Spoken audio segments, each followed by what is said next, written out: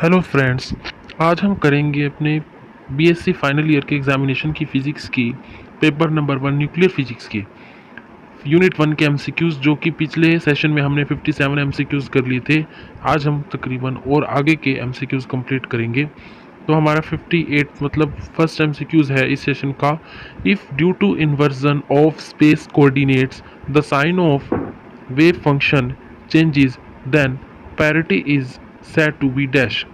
इसका क्या मतलब है? If due to inversion of space coordinates the sign of wave function changes then parity is said to be. तो उसको हम क्या कहेंगे? ओड, जो कि क्या है? सही एक्स वाई जेड, जो कि किसके इक्वल है? माइनस सही minus x minus y minus z के।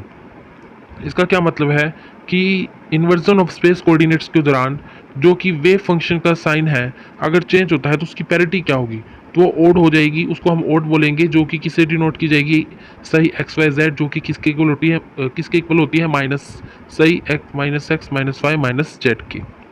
नेक्स्ट क्वेश्चन है, what is the relation between parity and orbital angular momentum. ये इंपॉर्टेंट क्वेश्चन है। What is the relation between parity and orbital angular momentum. तो इसका answer है रो equal to में -1 की power l, -1 की power l, rho equal to में -1 की पावर एल। नेक्स्ट क्वेश्चन है, mass of nucleus is always dash then masses of nucleus constituting it।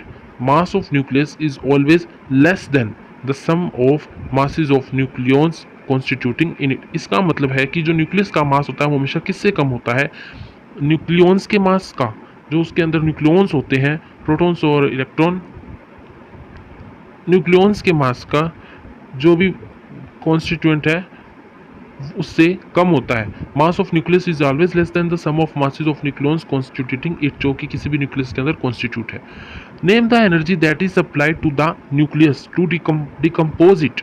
उस एनर्जी का नाम बताइए जो कि न्यूक्लियस को सप्लाई की जाती है उसे डिकम्पोज करने के लिए, किस में? Into its constituent nucleus, constituent nucleons के अंदर न्यूक्लियंस आएगा। तो इसका आंसर है बाइंडिंग एनर्जी। क्या आंसर है? कौन सी एनर्जी है? Binding energy. नेक्स्ट क्वेश्चन है, binding energy is the energy equivalent to dash. किसके एनर्जी इक्वल होती है बाइंडिंग एनर्जी? वो है मास डिफेक्ट के। किसके एनर्जी के इक्वल होती है? मास डिफेक्ट की एनर्जी के इक्वल होती है बाइंडिंग एनर्जी। नेक्स्ट क्वेश्चन है, the difference between the sum of rest masses of nucleons constituting the nucleus and the rest masses of nucleus itself is called dash। the difference between, किसके बीच का different? Sum of rest masses of nucleons, sum of rest masses of nucleons constituting the nucleus, जो कि nucleus के अंदर constitute है, and the rest mass of nucleons itself is called, उसको हम क्या बोलेंगे? Mass defect. और एक मास डिफेक्ट क्या था? Binding energy is the energy equivalent to mass defect. और डिफरेंस जो होता है रेस्ट मास ऑफ न्यूक्लियंस का, जो कि न्यूक्लियस के अंदर है, और जो कि न्यूक्लियस का अपने आप में मास है, उसके बीच का डिफरेंस मास डिफेक्ट होता है। नेक्स्ट क्वेश्चन है, if binding energy of nucleus is more than, अगर sorry if binding energy is nucleus is more, तो then what can you say about its stability. अगर बाइंडिंग एनर्जी न्यूक्लियस से ज़्यादा हो जाए तो उसकी स्टेबिलिटी के बारे में हम क्या कह सकते हैं? तो इसका आंसर है nucleus will be more stable. Nucleus जो है ज़्यादा स्टेबल रहेगा। Binding energy and stability of nucleus are directly proportional to each other. अगर बाइंडिंग एनर्जी ज़्यादा होगी तो न्यूक्लियस ज़्यादा स्टेबल रहेगा, और बाइंडिंग एनर्जी कम होगी तो वो कम स्टेबल रहेगा। वो डायरेक्टली प्रोपोर्शनल है एक दूसरे के। अगला क्वेश्चन है, the curve which shows the variation of binding energy per nucleon with mass number A is called dash. उस कर्व का नाम बताइए जो हमें वेरिएशन बताती है किसका? बाइंडिंग एनर्जी पर न्यूक्लियन का, किसके साथ? With mass number, mass number जिसको हम ए से डिनोट करते हैं, उसका आंसर है बाइंडिंग एनर्जी कर्व, जो कि हमने कई टॉपिक्स में स्टडी भी किया होगा। बाइंडिंग एनर्जी कर्व का एक पूरा टॉपिक है, तो उसी का आंसर यही है, the curve which shows the variation of binding energy per nucleon with mass number A is called binding energy curve. Next question है, name the element for which binding energy per nucleon is maximum. उस element का नाम बताएं जिसमें binding energy की जो value है per nucleon वो सबसे मैक्सिमम होती है। वो है आयरन, जिसका 2656, और ये किसके इक्वल होता है? 8.8 MeV पर न्यूक्लियन के। ठीक है, मेगा इलेक्ट्रॉन वोल्ट,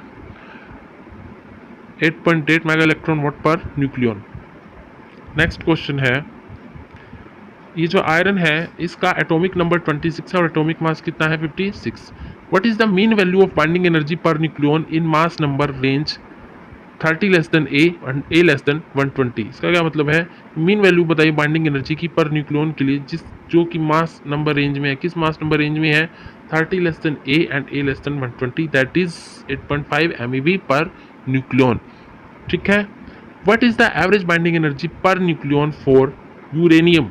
यूरेनियम के लिए average binding energy per nucleon क्या है? वह 7.6 mega electron volt per nucleon. अगला क्वेश्चन है binding energy is proportional to A. What does this interpret? अगर बाइंडिंग एनर्जी प्रोपोर्शनल है ए के तो वो क्या इंटरप्रेट करेगी? तो ये क्या कौन सा इंटरप्रेट है? It means nucleon interact with only limited number of neighbours. जो न्यूक्लियंस होते हैं वो सिर्फ लिमिटेड नंबर ऑफ नेबर्स के साथ इंटरेक्ट होते हैं and not with all the nucleons present in the nucleus. सारे न्यूक्लियंस के साथ अट्रैक्ट नहीं होते जितने भी न्यूक्लियस के अंदर प्रेजेंट होते हैं. This proves the saturation property of nuclear forces. ये जो है सैचुरेशन प्रॉपर्टी को प्रूव करता है न्यूक्लियर फोर्सेस की. It means nucleons it interact with only limited number of neighbors and not with the nucleons present in the nucleus. This proves the saturation property of nuclear forces. What is the cause of energy liberation in nuclear fission and nuclear fusion? What is the cause of energy liberation in nuclear fission and nuclear fusion? तो इसमें हमने क्या बताना है? कोज बताना है. तो वो है बाइंडिंग एनर्जी. उसका आंसर क्या है? Binding energy. What is the cause of energy liberation in nuclear fission and nuclear fusion? That is binding energy. What is packing fraction? Packing fraction किसके इक्वल टू होती है? F इक्वल टू में m-a upon में a. This is called packing fraction. What is the relation between packing fraction and stability of nucleus? हमने relation बताना है packing fraction और stability of nucleus में. वो है they are inversely proportional to each other. वो inversely proportional होते हैं. इट मीन्स पैकिंग फ्रैक्शन कम होगी तो स्टेबिलिटी, जो न्यूक्लियंस की स्टेबिलिटी है वो ज़्यादा होगी न्यूक्लियस की, और अगर न्यूक्लियस की स्टेबिलिटी कम होगी तो पैकिंग फ्रैक्शन ज़्यादा होगी. If a nucleus has more packing fraction, what can you say about its stability? Its stability will be less क्योंकि inversely proportional to है. Name the nucleus for which packing fraction is 0. वो क्या है? Oxygen. क्या है? Oxygen. ठीक है. Next question है what does negative packing fraction signify? Negative packing fraction क्या सिग्निफाई करती है? It means nucleus is exceptionally stable. इसका ये मतलब है कि जो न्यूक्लियस है वो एक्सपेक्शनली स्टेबल है.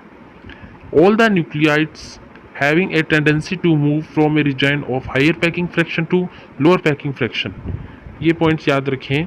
इसका मतलब है कि जितने भी न्यूक्लियाइड होते हैं जिनकी टेंडेंसी होती है फ्रॉम ए रीजन, उनके पास टेंडेंसी होती है किस चीज़ की? कि हायर पैकिंग फ्रैक्शन से लोअर पैकिंग फ्रैक्शन की तरफ जा सके.